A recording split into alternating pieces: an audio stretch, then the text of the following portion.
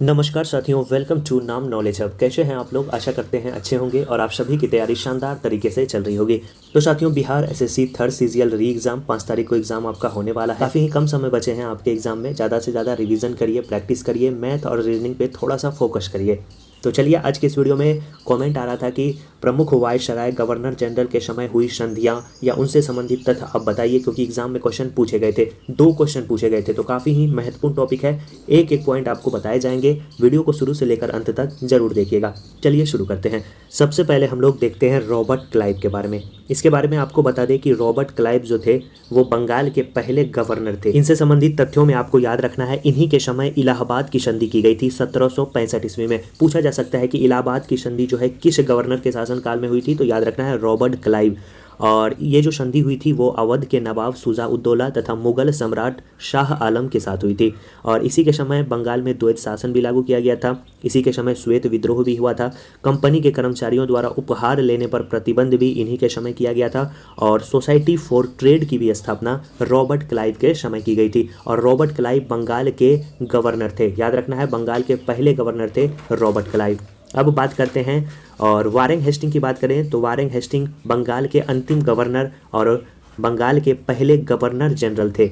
Warren Hasting की बात करें तो बंगाल के पहले गवर्नर जनरल, जैसा कि लिखा हुआ है। और इसी के समय जो है बंगाल में द्वैध शासन की समाप्ति हुई। द्वैध शासन लाई किसके समय गई थी? रॉबर्ट क्लाइव के समय। और समाप्ति किसके समय हुई? वारेन हेस्टिंग के समय। इसी के समय मोस्ट इंपॉर्टेंट जो युद्ध है उसमें आपको याद रखना है, इसी के समय प्रथम आंग्ल मराठा युद्ध हुआ था 1775 से लेकर 1782 तक। इसी के समय द्वितीय आंग्ल मैसूर युद्ध भी हुआ था 1780 से लेकर 84 के बीच। इन्हीं के समय रेगुलेटिंग एक्ट के तहत कोलकाता में उच्चतम न्यायालय की भी स्थापना 1774 ईस्वी में की गई थी। और इन्हीं के समय एक ब्राह्मण थे नंद कुमार, जिनको गलत आरोपों में फांसी की भी सजा दी गई थी। पिट्स इंडिया अधिनियम 1784 भी इन्हीं के समय आया था। भारत में पंचवर्षीय फिर से वार्षिक बंदोबस्त व्यवस्था भी इन्हीं के समय शुरू की गई थी। बनारस की संधि 1773 में किस गवर्नर जनरल के शासन में शुरू की गई थी? तो याद रखना है वारेन हेस्टिंग। इसके साथ साथ कलकत्ता में सरकारी टकसाल की भी स्थापना इनके समय की गई थी। मोस्ट इंपॉर्टेंट जो पॉइंट है साथियों वो आपको बता रहे हैं, इसे ज़रूर याद कर लीजिएगा, काफ़ी ही ज़्यादा महत्वपूर्ण है। अगले जो गवर्नर जनरल हैं वो है लॉर्ड कॉर्नवालिस।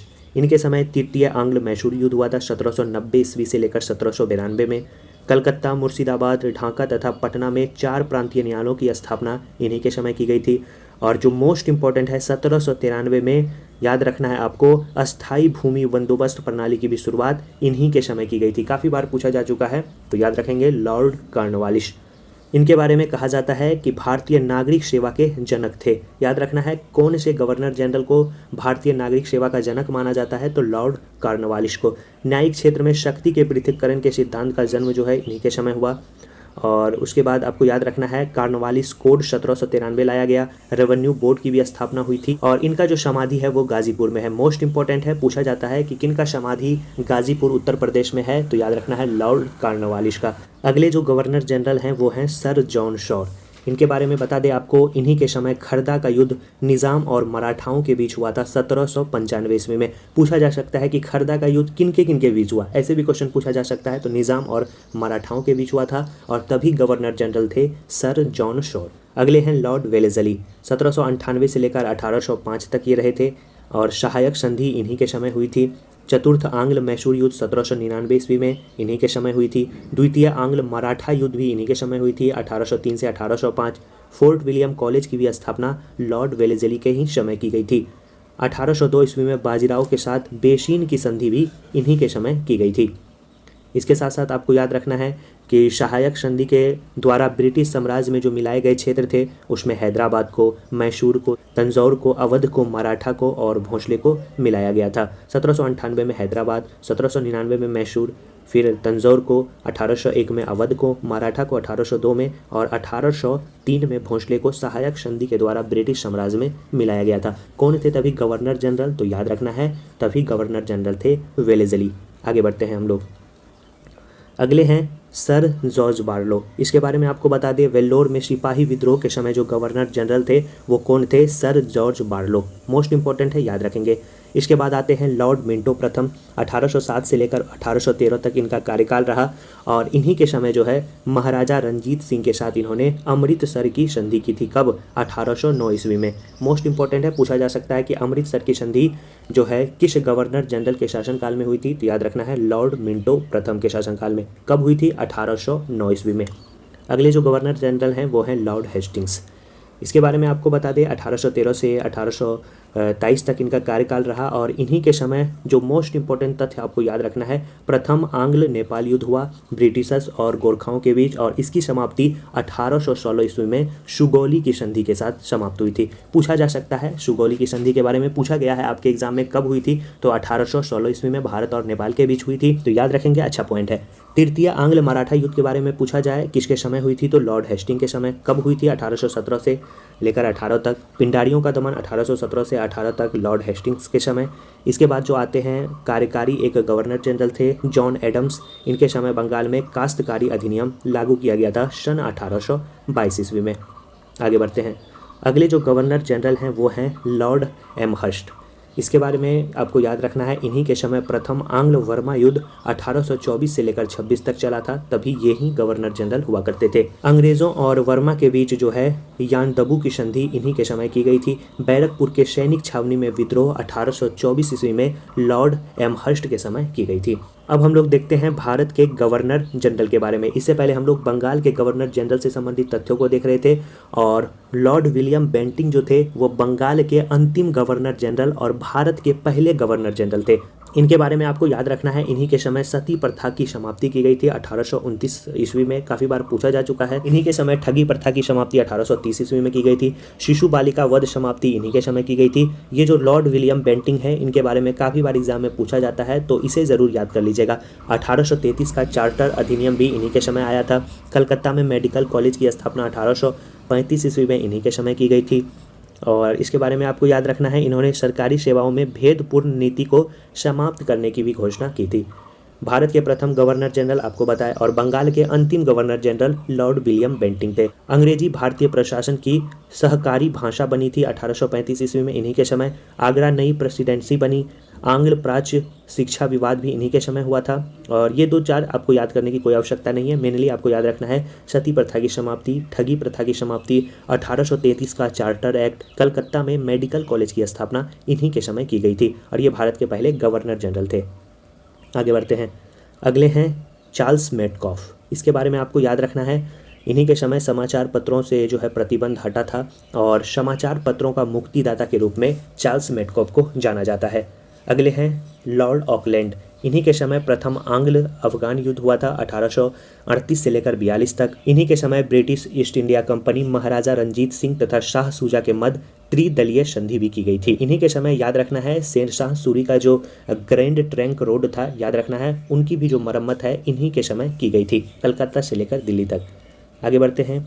अगले हैं लॉर्ड एलेनबरो। इनके समय जो मोस्ट इंपॉर्टेंट याद रखना है, काफ़ी बार पूछा जा चुका है, दास प्रथा की समाप्ति किस गवर्नर जनरल के शासनकाल में की गई थी? तो याद रखना है वो थे लॉर्ड एलेनबरो। सिंध का अंग्रेजी राज्य में विलय इन्हीं के समय हुआ। प्रथम आंग्ल अफगान युद्ध की समाप्ति जो है लॉर्ड एलेनबरो के समय की गई थी, याद रखना है। अगला है लॉर्ड हार्डिंग। मोस्ट इंपॉर्टेंट है लॉर्ड हार्डिंग। नरबली प्रथा पर प्रतिबंध जो है इन्होंने लगाया था। प्रथम आंग्ल सिख युद्ध 1845 से 46 तक इन्हीं के समय हुई थी। अगले जो गवर्नर जनरल हैं वो हैं लॉर्ड डलहौजी। इनके बारे में भी काफ़ी बार पूछा जाता है, तो VBI लगा लेंगे आप इसे। द्वितीय आंग्ल सिख युद्ध इन्हीं के समय की गई थी। पंजाब का अंग्रेजी राज्य में जो विलय है इन्हीं के समय की गई थी।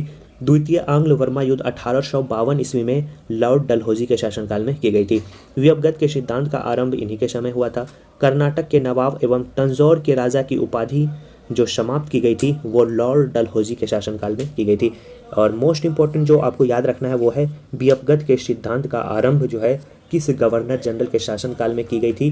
तो वो हैं आपके लॉर्ड डलहौजी। अधिक कर्ज लेने के कारण बड़ार क्षेत्र का भी विलय लॉर्ड डलहौजी के शासनकाल में किया गया था।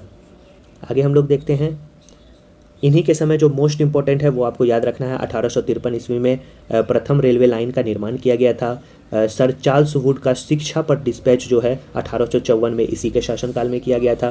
प्रथम विद्युत तार की शुरुआत 1852 में, काफ़ी ही महत्वपूर्ण कार्य जो है लॉर्ड डलहौजी के शासनकाल में किए गए थे। और इसे याद रखना आपके लिए काफ़ी ज़्यादा इंपॉर्टेंट है क्योंकि एग्जाम में क्वेश्चन पूछे जाते हैं लॉर्ड डलहौजी से संबंधित। इन्हीं के समय प्रथम जो है डाक टिकट का भी प्रचलन हुआ था। संथाल विद्रोह 1856 में इन्हीं के समय हुआ था। कुशासन के आरोप में अवध का विलय इन्होंने 1856 में किया था। और व्यवगत सिद्धांत के आधार पर इन्होंने बहुत सारे राज्यों का विलय किया, जिनमें सतारा का 1848 ईस्वी में किया, जैतपुर संभलपुर का 1849 में, बघाट का 1850 में, उदयपुर का 1852 में, झांसी का 1853 में, नागपुर का 1854 में, और अवध का जो विलय है वो कुशासन के आरोप पे 1856 में किया गया था। इसके साथ साथ आपको याद रखना है सार्वजनिक निर्माण विभाग तथा लोक सेवा विभाग की भी स्थापना आपको लॉर्ड डलहौजी के शासनकाल में की गई थी। तो लॉर्ड डलहौजी से संबंधित ये तथ्य आप जरूर याद रखेंगे। अब हम लोग चर्चा करते हैं भारत के वायसराय के बारे में। तो भारत के पहले वायसराय और भारत के अंतिम गवर्नर जनरल कौन थे? लॉर्ड कैनिंग थे। और इनके ही समय याद रखना है आपको 1857 का विद्रोह हुआ था। और इन्हीं के समय 1856 का विधवा पुनर्विवाह अधिनियम भी लाया गया था। 1858 का एक्ट भी इन्हीं के समय आया था। बम्बई, मद्रास तथा कोलकाता विश्वविद्यालय की भी स्थापना लॉर्ड कैनिंग के शासनकाल में की गई थी। इन्हीं के समय 1861 का भारत परिषद अधिनियम आया था। याद रखना है भारतीय उच्च न्यायालय अधिनियम 1861 के अंतर्गत कलकत्ता, बम्बई तथा मद्रास में एक एक उच्च न्यायालय की भी स्थापना की गई थी। और भारतीय दंड संहिता याद रखना है, मोस्ट इंपॉर्टेंट है, 1860 ईस्वी में किसके शासनकाल में आया था? तो तभी वायसराय थे लॉर्ड कैनिंग। सिविल दंड प्रक्रिया संहिता 1861 इन्हीं के समय। भारत का ईस्ट इंडिया कंपनी द्वारा नियुक्त अंतिम गवर्नर जनरल तथा भारत के प्रथम वायसराय कौन थे? लॉर्ड कैनिंग थे। पूछा जा सकता है, याद रखेंगे। फिर से आपको एक बार रिपीट कर देते हैं, याद रखिएगा। बंगाल के बारे में पूछा जाए तो बंगाल के पहले गवर्नर थे रॉबर्ट क्लाइव। याद रखेंगे कौन थे? Robert Clive.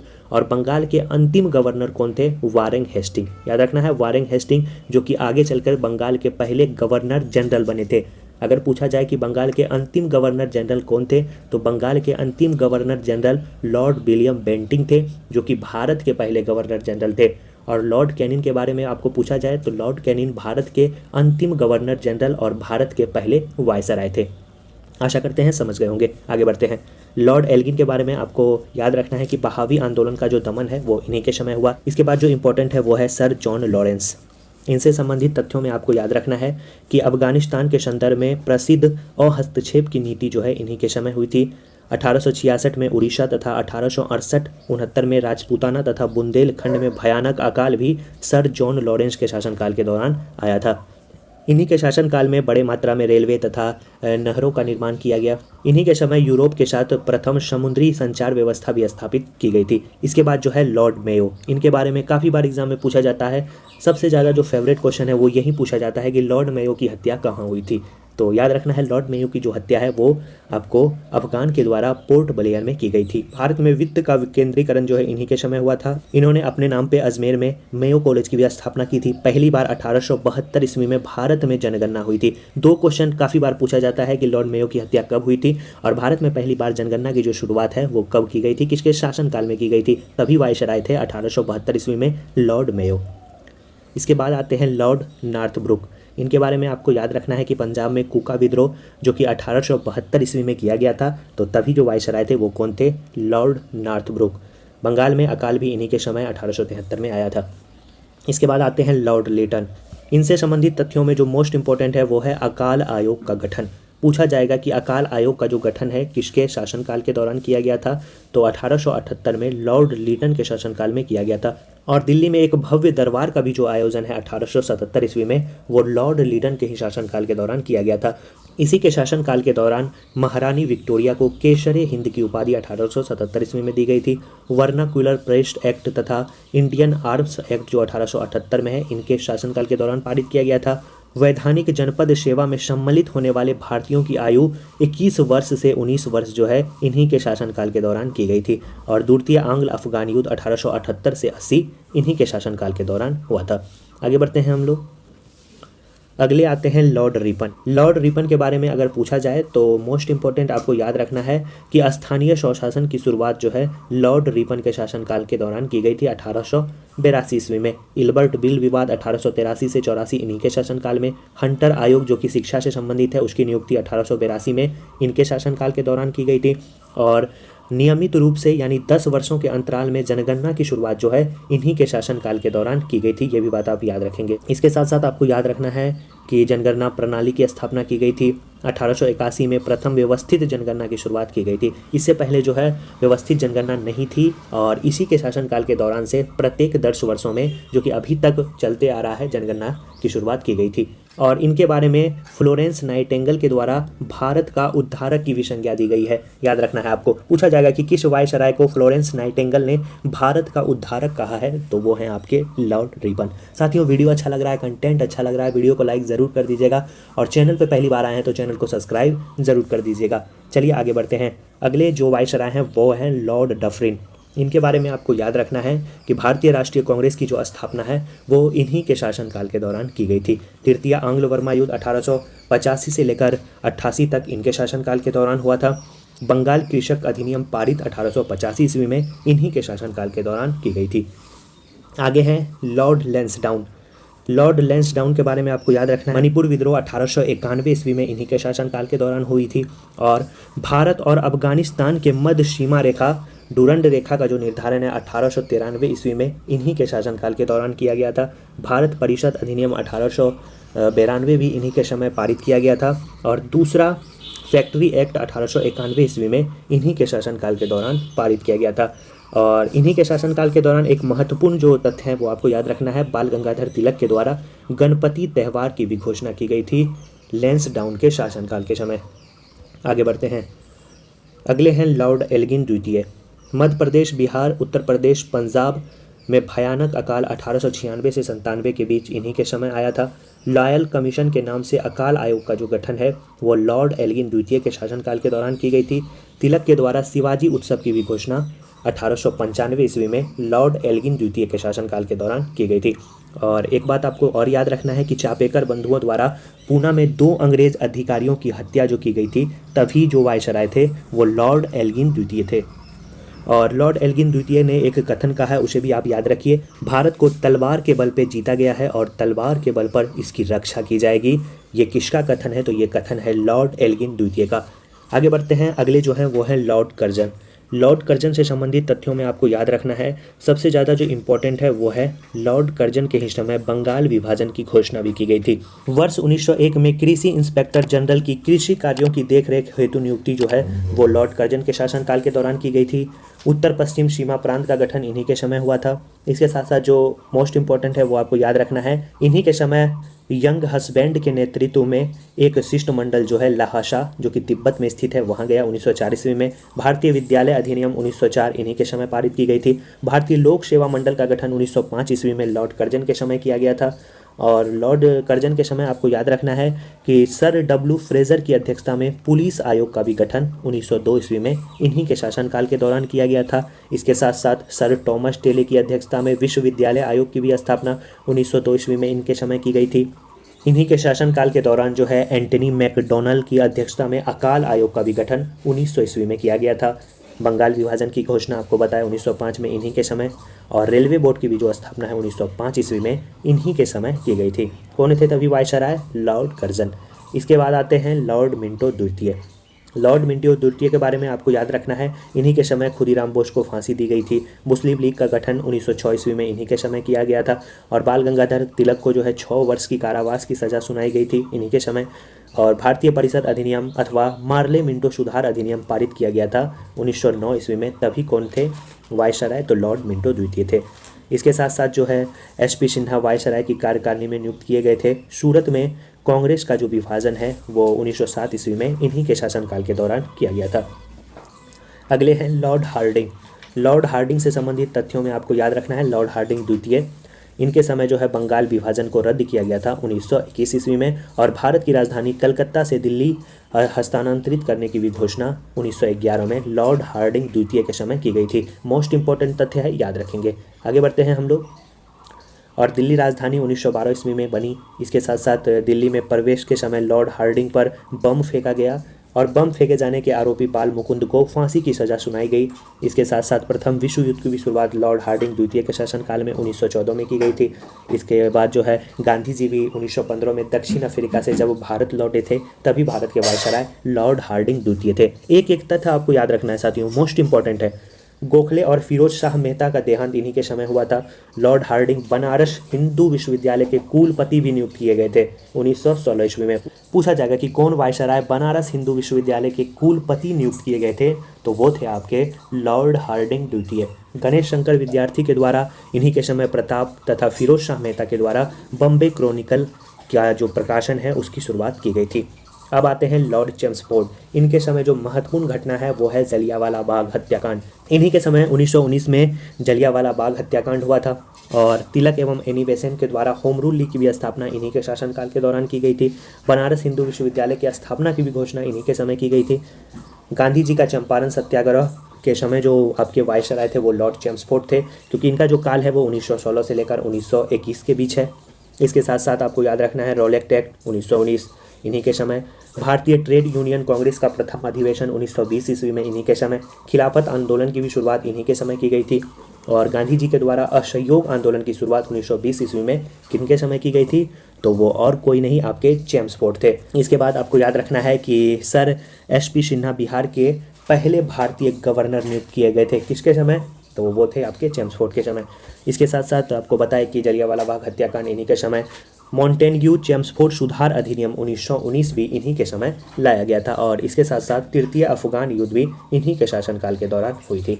साथियों हो सके तो इस वीडियो को रिपीट कर लीजिएगा, क्योंकि 1 से 2 क्वेश्चन यहाँ से पूछे ही जाएंगे, क्योंकि ये वीडियो काफ़ी ही ज़्यादा महत्वपूर्ण है। 1 से 2 नंबर पूछे जाएंगे और 1 से 2 नंबर कितना ज़्यादा महत्वपूर्ण योगदान रखता है आपके एग्जाम में आपको पता ही है। अगले हैं लॉर्ड रेडिंग। इनके बारे में आपको याद रखना है प्रिंस ऑफ वेल्स का भारत आगमन हुआ है और 1921 में फिर से दिल्ली दरबार का भी आयोजन किया गया था। मोपला विद्रोह मालाबार तट पर इन्हीं के समय शुरुआत किया गया था। चौरा चौरी कांड जो कि 4 फरवरी 1922 को हुआ था, उसके समय जो वायसराय थे वो थे लॉर्ड रेडिंग। आगे बढ़ते हैं। असहयोग आंदोलन की समाप्ति 1922 में चौरा चौरी हत्याकांड के बाद की गई थी, तो तभी भी वायसराय यहीं थे।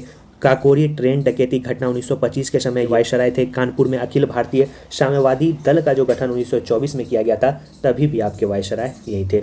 अगले हैं लॉर्ड इरविन। लॉर्ड इरविन के बारे में आपको याद रखना है कि साइमन कमीशन की नियुक्ति 1937 के समय ये भारत के वायसराय थे। इसके साथ साथ साइमन कमीशन का भारत जो आगमन पर विरोध किया गया था 1928 में, तभी यहीं थे। और इन्हीं के शासनकाल के दौरान भगत सिंह बटुकेश्वर दत्त द्वारा दिल्ली के असेंबली हॉल में बम फेंका गया था। कब फेंका गया था? 8 अप्रैल 1929 को फेंका गया था। और कांग्रेस के जो लाहौर अधिवेशन में पूर्ण स्वराज की घोषणा की गई थी 31 दिसंबर 1929 में, तो तभी जो भारत के वायसराय थे वो लॉर्ड इरविन थे। और इन्हीं के समय एक ऐतिहासिक घटना जिसे हम लोग दांडी मार्च के नाम से जानते हैं 1930 ईस्वी में इन्हीं के समय हुई। लंदन में प्रथम गोलमेज सम्मेलन जो है 1930 ईस्वी में इन्हीं के शासनकाल के दौरान हुई और इनके और गांधी जी के बीच एक समझौता हुआ जिसे हम लोग गांधी इरविन समझौता के भी नाम से जानते हैं। पूछा जाता है कब हुआ, तो याद रखना है 5 मार्च 1931 ईस्वी को। तो इरविन से संबंधित ये तथ्य आप याद कर लीजिएगा, एग्जाम में पूछे जाते हैं। आगे बढ़ते हैं साथियों और हम लोग देखते हैं लॉर्ड वेलिंगटन के बारे में।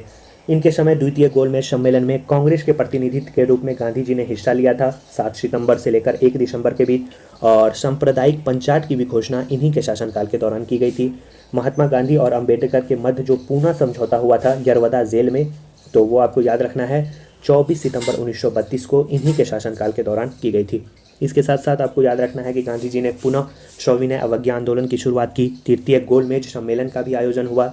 सविनय अवज्ञा आंदोलन कांग्रेस के द्वारा वापस भी लिया गया और भारत सरकार अधिनियम अगस्त 1935 जो पारित किया गया था, तभी भारत के वायसराय लॉर्ड वेलिंगटन थे। तो इन तथ्यों को आप याद जरूर कर लीजिएगा। आगे बढ़ते हैं और अगले जो आपके वायसराय हैं वो हैं लॉर्ड लिनलिथिगो। इनके बारे में पूछा जाता है तो याद रखना है आपको, पहली बार 11 प्रांतों में चुनाव हुआ जिसमें कांग्रेस के द्वारा 8 राज्य, जिसमें उड़ीसा, असम, उत्तर प्रदेश, सीमांत प्रांत, बिहार, बॉम्बे, मध्य प्रांत, मद्रास, संयुक्त प्रांत में नई सरकार की स्थापना की गई थी और 5 प्रांतों में जो है पूर्ण बहुमत भी प्राप्त किया गया था। इसके साथ साथ आपको याद रखना है इन्हीं के समय त्रिपुरी कांग्रेस अधिवेशन में सुभाष चंद्र बोस महात्मा गांधी के विरोध के बावजूद दोबारा अध्यक्ष चुने गए थे। सुभाष चंद्र बोस के द्वारा फॉरवर्ड ब्लॉक की भी स्थापना की गई थी और इन्हीं के समय जो है अगस्त प्रस्ताव की भी घोषणा 8 अगस्त 1940 को की गई थी। और इन्हीं के समय व्यक्तिगत सविनय अवज्ञा आंदोलन की शुरुआत की गई थी। मुस्लिम लीग का कराची अधिवेशन विभाजन करो और जाओ का जो नारा है इन्हीं के समय दिया गया था। तो याद रखेंगे, इनसे संबंधित तथ्य एग्जाम में पूछे जाते हैं। लॉर्ड बेवेल की बात करें तो लॉर्ड बेवेल के बारे में आपको याद रखना है कि कांग्रेस और लीग के प्रतिनिधियों की शिमला में बैठक इन्हीं के समय हुई। बंगाल में नौसेना ने विद्रोह किया और कैबिनेट मिशन का भारत आगमन के समय जो भारत के वायसराय थे वो लॉर्ड बेवेल थे। और इन्हीं के समय कैबिनेट मिशन के प्रस्ताव की भी घोषणा 16 मई 1946 को की गई थी और ये क्वेश्चन बीपीएससी के एग्जाम में भी पूछा गया था। इसके साथ साथ मुस्लिम लीग द्वारा प्रत्यक्ष कार्रवाई दिवस मनाया गया 16 अगस्त 1946 को। संविधान सभा के चुनाव भी हुए जुलाई 1946 ईस्वी में और जवाहरलाल नेहरू के नेतृत्व में अंतरिम सरकार का गठन 1946 ईस्वी में किया गया इन्हीं के समय, लॉर्ड बेवेल के समय। और संविधान सभा की पहली बैठक भी हुई और ब्रिटेन के प्रधानमंत्री एटली द्वारा जून 1948 तक भारत को आज़ाद करने की भी घोषणा की गई थी। इसके बाद जो आते हैं वायसराय, वो हैं आपके लॉर्ड माउंटबेटन। ये भारत के अंतिम वायसराय और स्वतंत्र भारत के पहले गवर्नर जनरल हुए लॉर्ड माउंटबेटन। और लॉर्ड माउंटबेटन भारत के वायसराय बने थे। और इसके बाद आपको 3 जून योजना के अनुसार भारत विभाजन की घोषणा 3 जून 1947 को इन्हीं के द्वारा किया गया। ब्रिटिश संसद में भारतीय स्वतंत्रता की विधेयक प्रस्तुत जुलाई 1947 में किया गया और इसे 18 जुलाई को स्वीकृति दी गई थी। इसके साथ साथ आपको याद रखना है कि हमारा भारत देश जो है 15 अगस्त 1947 को स्वतंत्र हो गया। इसके बाद जो स्वतंत्र भारत के पहले भारतीय गवर्नर जनरल बनते हैं वो बनते हैं चक्रवर्ती राजगोपालाचारी। तो ये थे साथियों गवर्नर जनरल, वायसराय और स्वतंत्र भारत के गवर्नर जनरल से संबंधित महत्वपूर्ण तथ्य और उनके समय हुई प्रमुख संधियां और प्रमुख बातें। हो सके तो इस वीडियो को रिपीट कर लीजिएगा, काफ़ी ही ज़्यादा इंपॉर्टेंट है, सारे इंपॉर्टेंट तथ्य को कवर कराया गया है। इस वीडियो का जो पीडीएफ है वो नाम नॉलेज हब टेलीग्राम ग्रुप पे मिल जाएगा, नीचे डिस्क्रिप्शन में लिंक है, ज्वाइन हो जाएं। और वीडियो को लाइक ज़रूर कर दीजिएगा, चैनल को तो सब्सक्राइब कर ही दीजिएगा और अपने दोस्तों के पास भी इसे साथियों शेयर कर दीजिएगा। चलिए साथियों, मिलते हैं ऐसे ही शानदार वीडियो के साथ नेक्स्ट वीडियो में, तब तक के लिए धन्यवाद।